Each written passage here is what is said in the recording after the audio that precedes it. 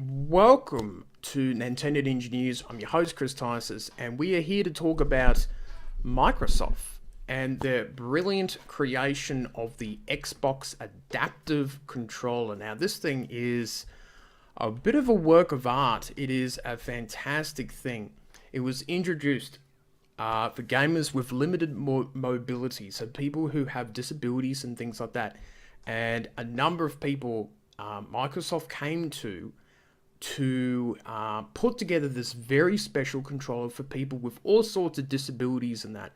And I believe that anyone and everyone should be able to play video games. And unfortunately, in today's world, that's not possible. So they did partnerships with organisations, Able Games Charity, who I know, Cerebral Palsy Foundation, Craig Hospital, Special Effect, and Warfighter Engaged. And they worked all together to make this thing happen. Now, the controller on your screen, it's showing off all the different buttons and outlets and that. And you've got two large programmable buttons on top, which are really big. The D-pad is fantastic by the look of it.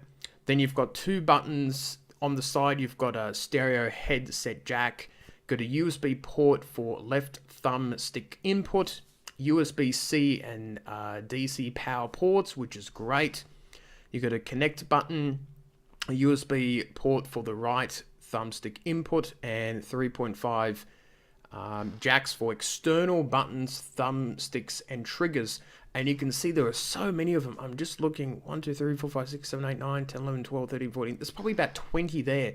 So you can do an additional little controller that does pressing up or down or different buttons and things like that. It's very much like a Swiss Army knife, and I think this is one of those things that all companies should be doing. Sony, yes, Nintendo too, in order to allow everyone to play with those games. As much as cool as the Nintendo Switch is, it's pretty limited when it comes to people with disabilities and that.